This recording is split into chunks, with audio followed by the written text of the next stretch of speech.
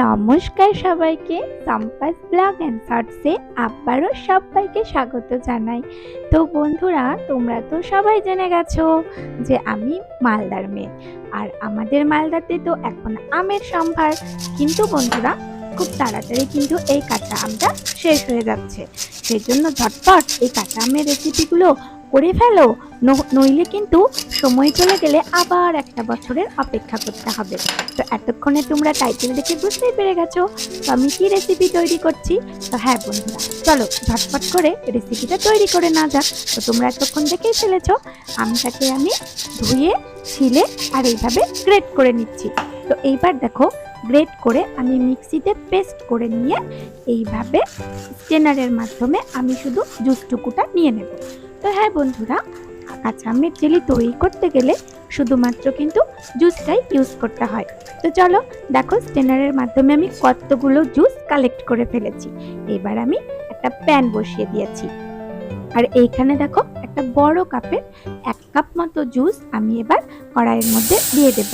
আর হ্যাঁ বন্ধুরা, এই জুসটাই কিন্তু এখানে তোমরা ইউজ করবে।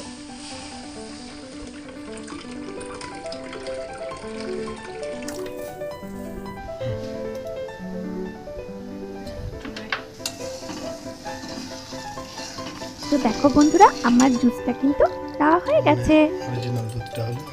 আরো বেশি ভালো হতো। এইবার আমি দেব চিনি। হ্যাঁ বন্ধুরা, এইখানে মেজারমেন্টটা খুব মাইন্ডে রাখবে। যেই মাপে তোমরা জুস নেবে তার ডবল কিন্তু চিনিটা ইউজ করতে হবে। তো আমি বড় কাপের 1 কাপ চিনি নিয়েছি আর ডবল জুস নিয়েছিলাম। আর আমি এইখানে সেই বড় কাপের 1.5 কাপ চিনি নিয়েছি। এবার চিনিটাকে মেল্ট করে নেব। এবার দিয়ে দিচ্ছি আমি ফুড কালার। আর ফুড কালারটা তোমরা বলতে পারো যে ফুড কালারটা ইউজ কেন করব, যেহেতু কাঁচা আম, ফুড কালার ইউজ না করলে ভালো লাগে বলো? ফুড কালারটা দেব, তাহলেই তো মনে হবে এটা কাঁচা আম, এটা কাঁচা আম। এইবার বন্ধুরা, সারা বছর সংরক্ষণের জন্য আমি এখানটাতে দিয়ে দেব ভিনিগার। ভিনিগার দিয়ে রাখলে সারা বছর অনায়াসে সংরক্ষণ করে রাখতে পারবে। তো আমি এখানে 2 টেবিল স্পুন ভিনিগারটা দিয়ে দেব।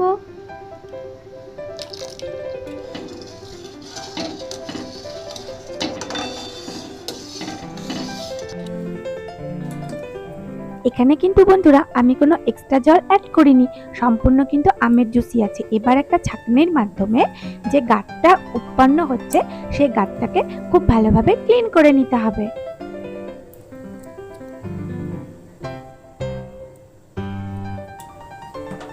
কত সুন্দরভাবে ফুটে উঠেছে, দেখেছো তো? তো দেখো, ফুটে একদম ঘন হয়ে এসেছে। হ্যাঁ বন্ধুরা, এটা কিন্তু আমি জিলেটিন ছাড়াই করছি, যেহেতু বলেছি একদম ঘরোয়া পদ্ধতিতে। আর এই বছর জানো, প্রতি বছর জানো তো আমি এইভাবেই করে কাঁচা আমের জেলিটা তৈরি করে রাখি। ঝটপট করে সবাই করে নেবে, কিন্তু কাঁচা আম কিন্তু শেষের দিকে, আম কিন্তু পাকতে শুরু করবে। অলরেডি কিন্তু শুরু হয়ে গেছে আম পাকা। তো দেখো আমার কতটা ঘন হয়ে গেছে। তো জেলিটা আমার অলমোস্ট কিন্তু হয়ে এসেছে।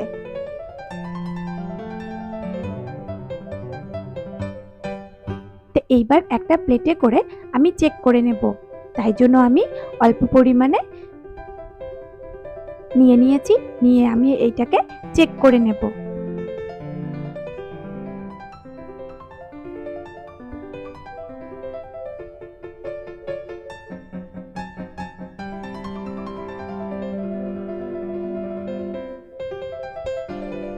অনেকটাই কাছে এসেছে, দেখেছো তো কতটা ঘন হয়ে গেছে।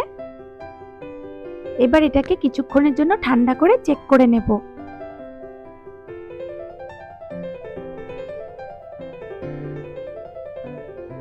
তো খানিকক্ষণের জন্য রেখে দিয়ে এবার আমি চেক করে নিচ্ছি। ওহো, দেখো বন্ধুরা কত সুন্দর জমে গিয়েছে।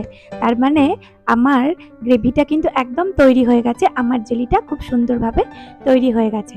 দেখেছো, এত উল্টাচ্ছি পাল্টাচ্ছি তাও কিন্তু এটা নড়াচড়া করছে না। তার মানে তোমরা বুঝতেই পেরে গেছো এতক্ষণে যে আমার জেলিটা কিন্তু রেডি হয়ে গেছে। তো দেখলে তো বন্ধুরা, কত ঝটপট আর একদম কেমিক্যাল ছাড়া, জিলেটিন ছাড়া আমি সম্পূর্ণ ঘরোয়াভাবে একদম কাঁচা আমের জেলি কিন্তু তৈরি করে নিয়েছি। তো দেখো বন্ধুরা, এইবার আমি একটা জারের মধ্যে ঢেলে নেব। আমার জেলিটা কিন্তু একদম ঠান্ডা হয়ে গেছে। এইবার আমি ঢেলে নেব আর খানিকক্ষণের জন্য ছেড়ে দেব। এটা একদম জমাট বেঁধে যাবে। ভিডিওটা ভালো লাগলে অবশ্যই কিন্তু লাইক কমেন্ট করবে বন্ধুরা। আর যারা আমার চ্যানেলে নতুন আছো তারা কিন্তু চ্যানেলটাকে সাবস্ক্রাইব করে পাশে থাকা বেল আইকনটা প্রেস করে দেবে, যাতে আমার সমস্ত ভিডিও নোটিফিকেশন সবার আগে পৌঁছে যায় তোমাদের কাছে।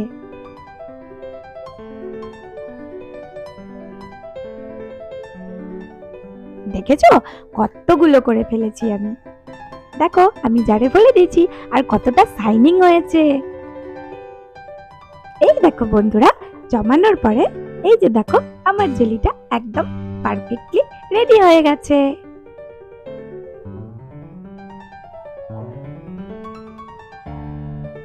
একটা পাউরুটি স্লাইসে আমি লাগিয়ে দিচ্ছি। আমার তো আর তর্স হয়েছে না, আমাকে তো আর খেতেই হবে। এত কষ্ট করে করেছি, না খেলে হবে বলো?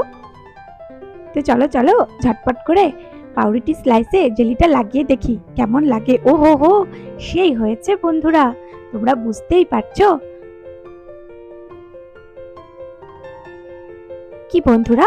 ভালো হয়েছে তো? ভালো লাগলে কিন্তু কমেন্ট করে জানাবে। আর আজকের ব্লগটা কিন্তু এই পর্যন্তই। দেখা হবে পরের একটা ভিডিওতে। সবাই সঙ্গে থাকবে, পাশে থাকবে। Love you all friends, take care, bye by.